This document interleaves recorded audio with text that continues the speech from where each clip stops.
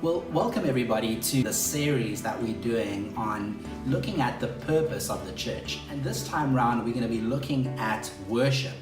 And to help us unpack worship a bit more, we have Josh Mubilanzila from Pursuit. Josh, it's so awesome to have you here today. Thank you for having me, bro. Awesome. Josh, maybe just to kick things off, would you mind kind of unpacking some of the core concepts of worship? What is biblical worship? Well, when you look at the Bible, a lot of what they talk about when they talk about worship is a sense of reverence and a sense of giving honor to God, right? And it's not honor that you necessarily need, but it's honor that is due to Him, right? So at the core of it, really, it is that for us to posture our hearts, our mind, and our actions in a way that it gives honor and reverence to God. That's awesome. Looking at kind of in the Old Testament, we saw that worship was centered around the temple. I bring my offering to the temple, and that's the place that I worship God. But then when Jesus comes and he's speaking to the Samaritan woman, he says, you know, you won't worship in Jerusalem or on the hill, but the true believers will worship God in spirit and in truth. What does that look like for the church to be worshiping God in spirit and in truth? First of all, that's quite a powerful passage, right? Because when the Samaritan woman responds to Jesus, she says that I know that we are not allowed to worship on the mountain, right? And that you Jews say that you can only worship God in Jerusalem. She's talking about Jerusalem. And now Jesus comes and frees her and says, don't worry, soon you will be worshiping God in spirit and truth, right? Jesus includes her into what he's about to do. When we worship him, it has to come from a place of the depth of our heart and the depth of our spirit that's connected to him, without all the fluff and without all the cloudedness, and it has to be authentic. It has to be real, voided of religion and just tradition for the sake of tradition, but it has to be authentic, it has to be real. It has to be a heart connection between him and us. Yeah, that's really great, Josh. And you know, something else that I was thinking about with worshiping God in spirit is in Romans 12, it talks about how we should offer our bodies as a living sacrifice, holy and pleasing to God, because this is our spiritual act of worship. And kind of that posture of we offering ourselves as a sacrifice to God is almost the spiritual side of our worship. It's not a physical thing that we're bringing to him, finances or the first crop or whatever they would do in the Old Testament, but it's actually this living sacrifice that I'm giving to God. Yeah, that's very interesting because in 1 Samuel 15, King Saul go and confronts the Amalek, and God gives him the victory, and they take they're supposed to destroy everything. That was what the Lord asked them to do. And what they do is they destroy most of the things and they take what they consider good, right? And when Samuel confronts Saul, it says that the soldiers wanted to keep the good stuff to sacrifice to the Lord. And his answer to Samuel is, isn't it obedience better than sacrifice? And at the time, for them, the sacrifice they were going to do, sacrifice of the lambs and all those animals, was worship to them, right? But he places obedience almost into the same box of worship, but above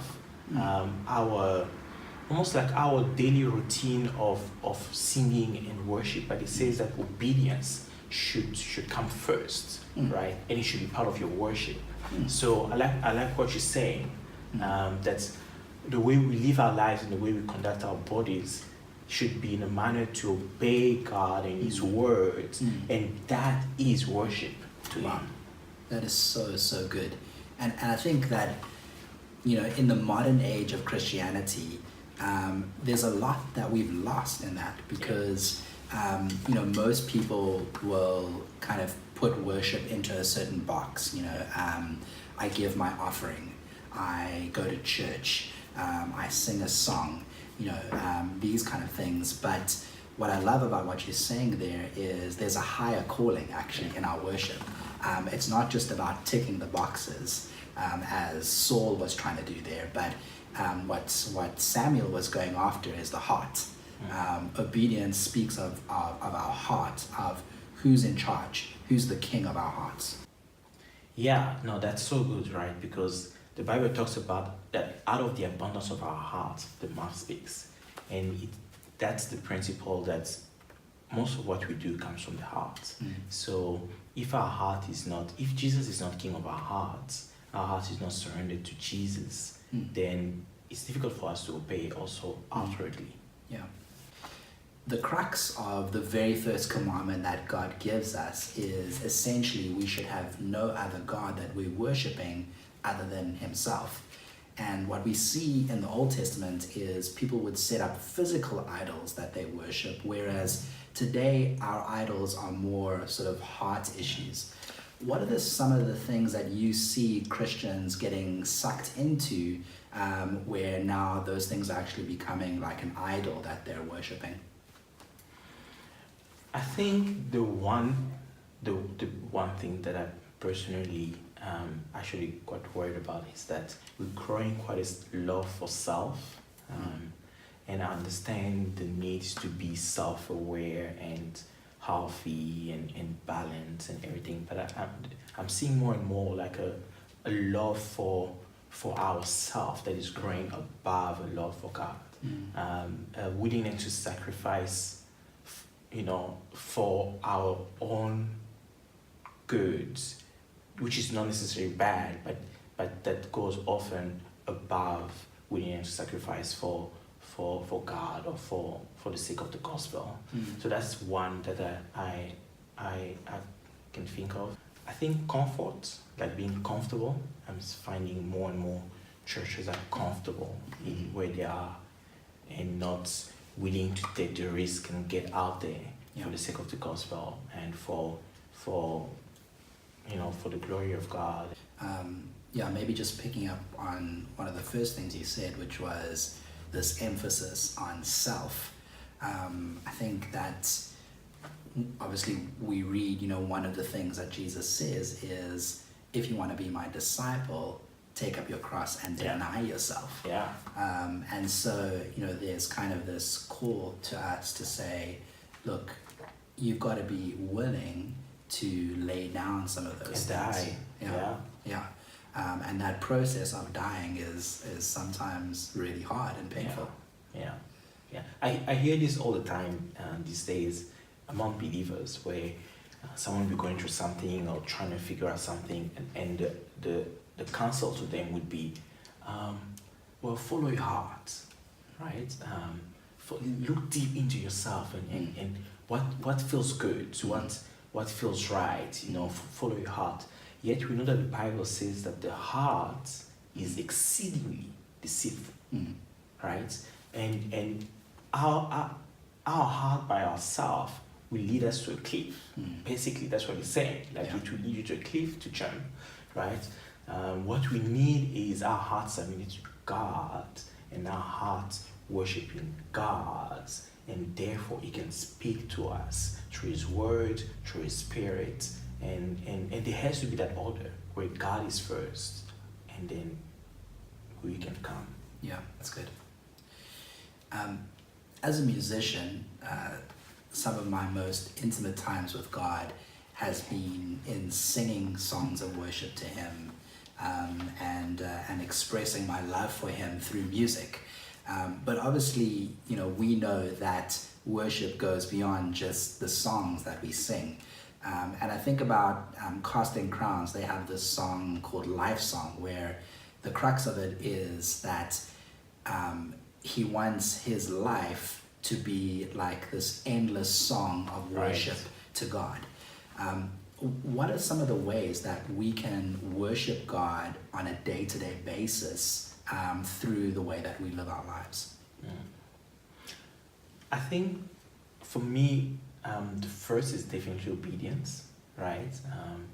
Obey the words, read and obey the words, and obedience to all the things that God is asking you to do in that season, and having a life of devotion, right? To make sure that you connect with God on a prayer level or on a worship level, right? It's singing song, as we mentioned, taking a walk and praying, but also in our work, when we work, that is worship to God, like working in an excellent manner, in a way that it glorifies God, in a way that people can be like, hey, wow, where do you get your sense of ethics and doing the right thing, and we can point back to Him, right? In the way we treat our families, in the way we speak to our spouses, the way we raise our children, that's ought to be worship to God. That's great. We see a lot of churches pressing into and trusting God for revival in their cities and their nations. What role does worship play in bringing about revival? Oh, wow. Worship, like people say today, worship is everything. There merely is no revival that didn't start without worship and prayer. You have to press into worship and prayer to see revival, or to sustain revival, or to pass down revival to the next generation.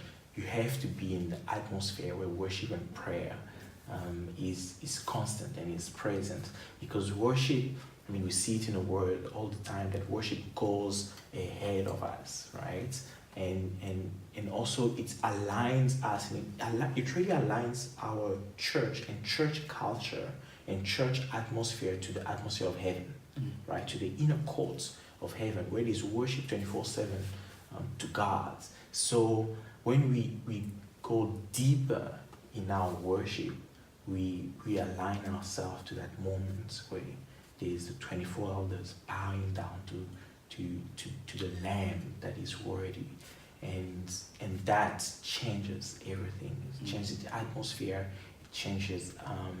It affects our systems, our programs, our hearts, most importantly, and yeah. I also think about how when we worship, there's sort of a spiritual warfare aspect as well. We see it in the Old Testament where the Levites are put out in the front and worshiping, and the victory that comes. We see it with Paul and Silas when they're imprisoned. They're worshiping God, and next thing their chains are broken. And the others that are there, their chains are broken as well. And so there's this element of breakthrough that happens when we're worshiping God. And you think about the story of Paul and Silas, as you mentioned. The most amazing thing is that, as they're worshiping, the chains gets broken, and not just Paul and Silas are free, but anybody in the vicinity, right, is free, is able to run, right, because the doors are open. And it speaks of when we worship to a point where revival hits, the community around us gets to experience freedom, get to experience change, get to experience the gospel. So it's crucial. And South Africa is an incredibly diverse nation with very talented musicians and artists.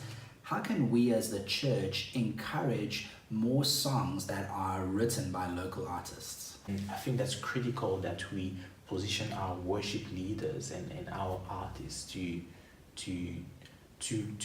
write down what is God saying about us, what's God saying about our city, what is we wanting to do here, and that can go out there. And there are more and more workshops going around, right, for worship teams and musicians. Invest in some of those, and let's really hope and trust that God will deposit something in their heart that we need and that will shape this nation. What advice would you give to young worship leaders, young artists who have a desire to write their own songs? My advice would be just start, right? Get a pen and a paper and just start writing, and find someone who is a writer and just come and bounce off your songs. Even a friend, right? Someone who can give you honest feedback, right? So that would be my encouragement. And there are more and more worship song retreats or songwriting retreats and workshops. Ourselves, we're planning on doing a few this year, and get there and see where you go with it. But start, go for it. And we need it. We need you. We need those songs. You mentioned some of the plans that you have for Pursuit. Do you want to maybe just end off with just sharing the heart behind Pursuit and also some of the things that you're hoping to do in 2019? We're really trusting that now it's a season where God is wanting to bring a move and something that we've never seen before, right? Something that will shake the nation, that will revive our churches, and that will reach out to our communities. What we do is we host worship nights or partner with churches to host worship nights, worship moments where people can come and encounter God and just get a glimpse of how tangible and how real God is, and get ministered to, and just really receive something that will alternate the course of their life, of where they're going. We're putting together a podcast where we can unpack some of these topics actually.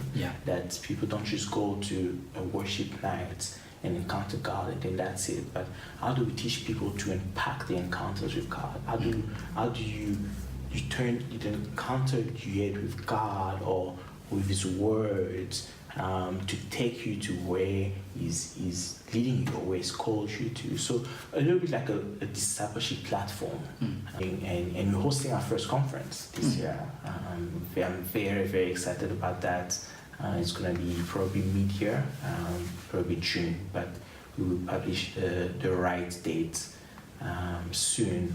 And just going to be a place where we can come together and we can bring a generation together and trust God, put our hope and our faith in Him and cry out to Him in worship and prayer and incredible speakers also.